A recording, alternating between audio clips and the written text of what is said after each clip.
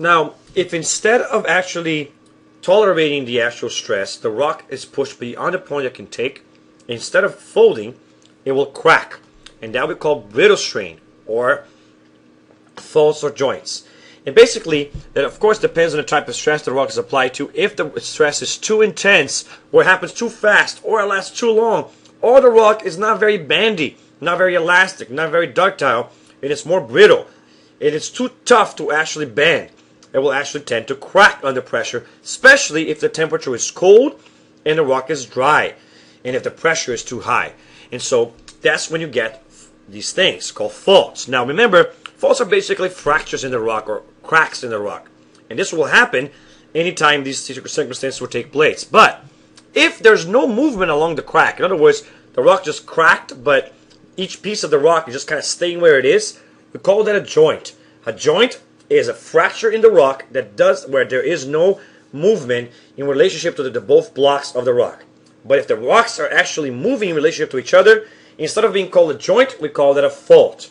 And a basic structure of the fault is the following. Whatever piece of block is above the other is called a footwall. The wall that's below that is called a hanging wall. Basically, I think of it as the hanging wall is hanging from the footwall kind of thing. Now, if you have also the fault plane or the fault line, which is the area on which the actual crack in the rock took place. All right? So, just like with folds, there were different kinds of folds because of the different kinds of movements that the cross is undergoing. There's going to be different kinds of faults as well. All right? Now, there's two major types of faults. The first one is called dip-slip fault, and the other one is called strike-and-slip fault. And then there's also the oblique slips, and we'll talk about that in a second. But basically, the dip-slip faults will happen anytime you have either tension or compression, or in other words, longitudinal or linear stress. Okay? And those will be the truss faults, normal faults, and reverse faults. Okay? Let's start talking about the normal fault. Whenever you get two blocks of rock going away from each other, because the cross is actually stretching it thin, you're going to have a normal fault. And what's normal to happen is that the footwall stays above and the hanging wall kind of falls. And that's normal because it's something hanging that has a tendency to fall, right? So normal faults happen because of tension stress, all right? Now reverse faults will happen when the hanging wall starts moving upwards and sometimes even overshoots the footwall and moves upwards. And that will happen because of compression stress. Normal faults are going to be more common in divergent boundaries, and reverse faults are going to be more common in convergent boundaries, where you're going to have all the compression stress taking place. Either way, on compression stress, you're going to have the reverse fault because the hanging wall is moving upwards, and it's kind of the reverse of what you would expect something hanging to move upwards. Now, whenever that crack or the fault plane happens at an angle that's almost horizontal, and the hanging wall is moving upwards, we call that a thrust fault, which is also very common among the compression boundaries of the convergent boundaries. All right? Now, you see here examples of these boundaries we just talked about. You see a normal fault, and you can tell it's normal because you see that this rock over here used to be lined up with that rock over there. And you actually see how it stops and then it goes downwards. So that means that this side is moving downwards. And since the hanging wall is moving downwards, that's normal. So that's probably caused because this piece is being stretched that way and that piece is being stretched that way, and it caused the rock to actually forward downwards in relationship to the footwall.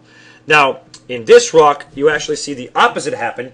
You see that the lines which come here continue upwards in relationship to the footwall, and therefore there must be a reverse fault caused by compression stress. And you can kind of tell it is because you can see those typical synclines and anticlines happening there as well. So that means that rock probably bent before it finally cracked.